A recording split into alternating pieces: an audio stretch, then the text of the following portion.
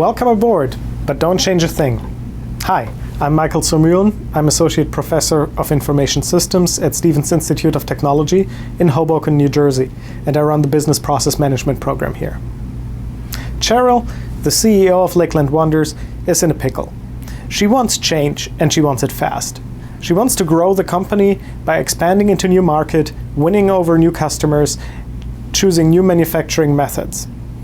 But somehow the company doesn't seem to move along at her pace. And this is a situation that is all too common for those of us who deal with change management and process improvement. Very often we come in with the best intentions, with the best goals in mind, but somehow people are not willing to move along. Why is that? Well, number one, Cheryl is dealing with a corporate culture that is steeped in family values. Lakeland Wonders has been in the same family for 94 years, and it's located in the middle of America, Minnesota, where traditional values are highly prized. So she's working in a very traditional environment. People work their way up in this company. The head of manufacturing has worked from the shop floor up to head of manufacturing and has held this position for 14 years. So clearly, a young, gun-blazing CEO that comes into the company with a bag of new ideas has to win people over, not just by better ideas, but by demonstrating how the existing knowledge capital of the organization can be leveraged. There's a lot of mistrust here. Cheryl doesn't trust the internal designers to design packaging for a new mid-market product. She doesn't think that the internal manufacturing capacities are sufficient to manufacture these products, and she thinks they are too expensive. She thinks that the union is an obstacle, that it's not willing to work with her, and that the bone that she was throwing the union in terms of incentive pay was unjustifiably rejected. So Cheryl feels that her ideas are not being taken seriously, and that creates frustration, clearly.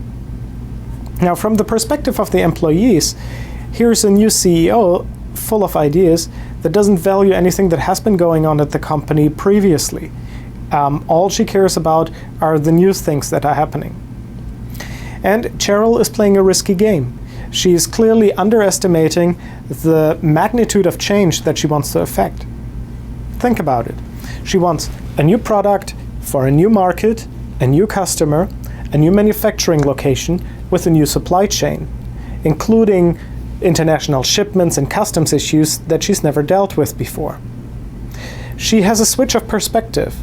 She has worked for the retailer before, so she knows Lakeland Wonders as a company that is willing to accommodate customer demands, create private label products, and work with a particular retailer to further that retailer's mission.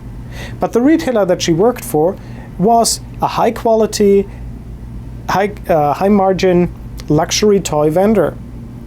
Now she's going after the mid-market, and she's basically giving up all the values that Lakeland Wonders has built over the past, the handcrafted with pride in the US, high-end, high-quality wooden toys. She wants to go into the mid-market.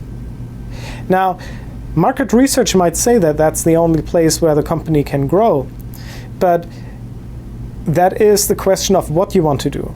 The question of how you're going to accomplish this is a different one.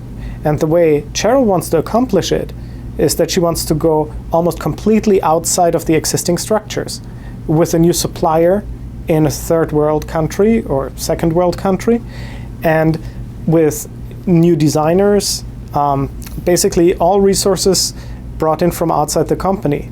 She even wants to hire somebody that has experience in dealing with private label sourcing from outside the United States.